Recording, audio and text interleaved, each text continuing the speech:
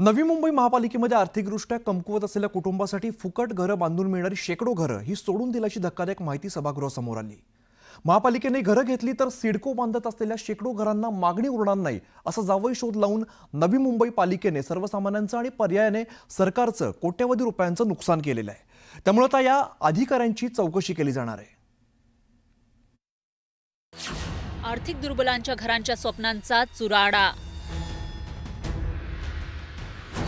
नवी मुंबई मनपाच्या कृतीनं नुकसान। सिडको घरांसाठी गरिबांच्या घरांना खो। त्या अधिकाऱ्यांची आता चौकशी होणार। नवी मुंबई मोठ्या वेगानं विकसित होतीये। गेल्या काही वर्षात इथल्या घरांच्या किमती गगनाला भिडल्यात। नवी मुंबईत परवडणारी घरं तयार करण्याची जबाबदारी सिडकोची आहे।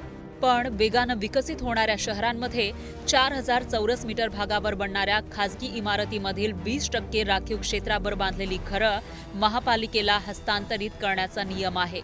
ही घरं अत्यल्प उत्पन्न गटातील लाभार्थ्यांना दिली जातात।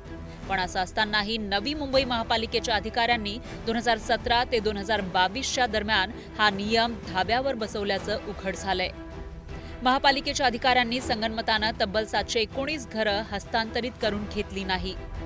कारण काय तर ही घरं घेतली तर सिडकोची घरं कोण घेणार नाही म्हणे असा अजब जावई शोध लावणाऱ्या अधिकाऱ्यांवर कारवाईची मागणी अधिवेशनात करण्यात आली आहे। जी काही 791 घरं ही बांधून मिळायला पाहिजे होती, जी मिळाली नाहीत, ती जर का अपेक्षित होतं मिळणं, तर ती गरिबांसाठीची घरं बांधून आता मिळावी। एखादा प्लॉट या सगळ्या मंडळींनी कुठेतरी घ्यावा आणि 1 किलोमीटर रेडियसमध्ये 791 घरं बांधून मिळावी। ती बांधून मिळण्यासंदर्भात आपण कारवाई करणार का?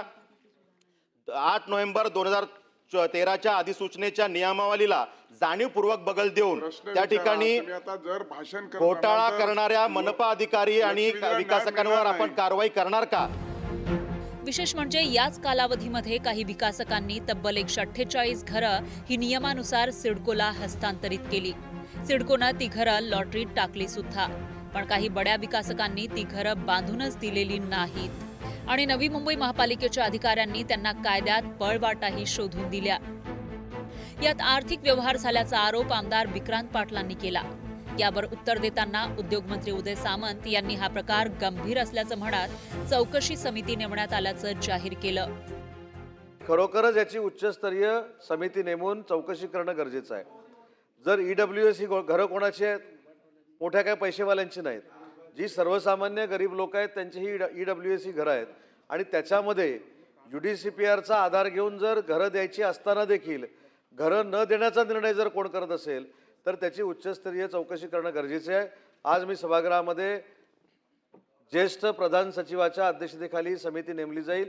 याची उच्चस्तरीय चौकशी होईल आणि याच्यामध्ये जे कोण गिल्टी असतील, त्याच्यामध्ये अधिकारी असतील, घरं पुन्हा बांधून देण्याचा निर्णय असेल, जे गरिबांना आवश्यक आहे ते निर्णय समितीच्या चौकशी अंती घेतले जातील। सिडकोनं बांधलेली अनेक घरं अव्वाच्या सव्वा किमतींमुळे पडून आहेत। त्यामुळे सिडकोच्या घरांचा आणि अत्यल्प उत्पन्न गटातील घरांचा तसा संबंधच नाही। कोणताही विकासक स्वतःहून या घटकांसाठी घरंही बांधत नाही। त्यामुळे फुकटात मिळणारी ही 719 घरं नवी मुंबई महापालिकेच्या कोणत्या अधिकाऱ्यांनी कोणत्या वजनामुळे नाकारली याचा छडा लागला पाहिजे आणि या सर्व विकासकांकडून ही घरं स्वतंत्ररित्या बांधून घेतली पाहिजेत अशी मागणी होतीये। तरच अधिकारी आणि विकासकांच्या मुजोरीला लगाम लागेल। नवी मुंबईहून विनय म्हात्रेसह प्रणाली कापसे, न्यूज 18 लोकमत, मुंबई।